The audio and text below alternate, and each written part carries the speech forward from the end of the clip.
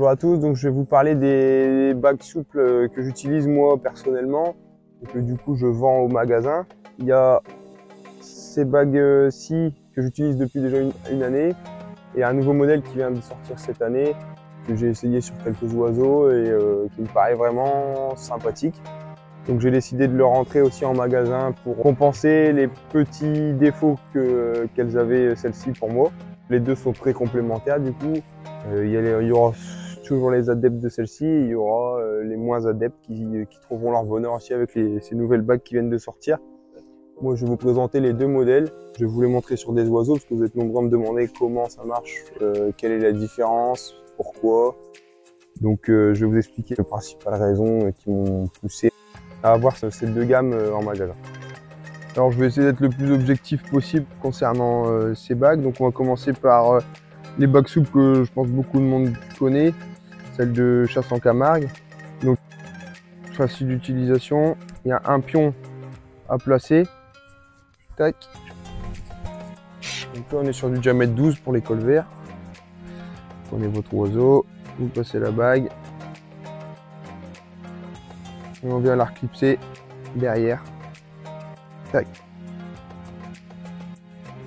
Voilà, donc c'est très rapide, pas besoin de pince. En plus, la grosse particularité, c'est que cette année, on a 3 couleurs de pions différentes. Donc ça, c'est vraiment intéressant. Ça permet de multiplier les combinaisons avec les couleurs de pions. Donc c'est assez souple, ça s'adapte bien à la taille de la forme de la patte. Alors moi, j'ai rentré d'autres bagues souples cette année pour la simple et bonne raison, c'est que le trou de ces bagues-ci correspond à toutes les épingles automatiques, mais pas forcément aux anciennes épingles classiques. Et donc toutes les personnes qui ont des grosses épingles, des épingles faites maison, etc., étaient embêtées pour passer l'épingle. Sinon, à contrario, c'est un très bon modèle de bague. Ça ne blesse absolument pas les oiseaux. Ça résiste dans le temps. Moi, j'ai des oiseaux qui sont bagués depuis quasiment 2 ans maintenant. Et à part les couleurs qui se ternissent un petit peu, mais on distingue encore très bien, ça ne bouge absolument pas. Tac. Pour ce qui est des sarcelles, donc c'est exactement le même procédé. Pour tout ce qui est sarcelle, hybride sarcelle 7,5. Tac. On clip le pion et on vient reclipper derrière. Voilà. Aussi le nouveau modèle de bague que j'ai rentré en magasin cette année. Du coup, c'est les bagues du chasseur de migrateurs qui est représenté par Olivier Tréca. Bague très simple, très simple, pas de clip. On va le mettre sur un oiseau pour vous montrer vraiment. On passe. Un clip de sécurité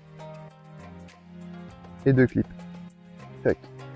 Alors l'intérêt moi vraiment que je trouvais à cette bague, ça épouse vraiment bien la forme de la patte en les laissant coulisser.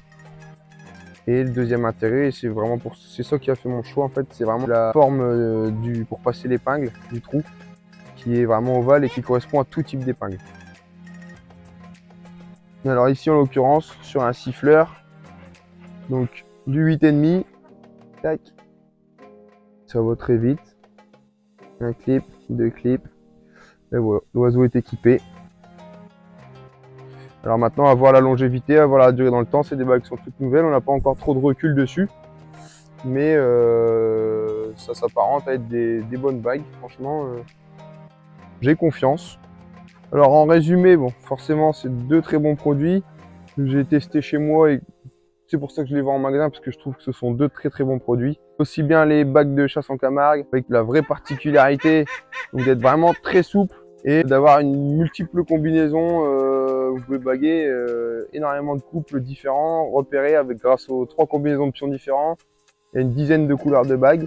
Celles d'Olivier Tréca sont très bien également. Il a seulement pour l'instant 8 couleurs différentes. Donc vous pouvez faire par 8 paires. En fait, la grosse différence va se jouer surtout entre la taille des trous en fonction des épingles, des attaches que vous avez l'habitude d'utiliser.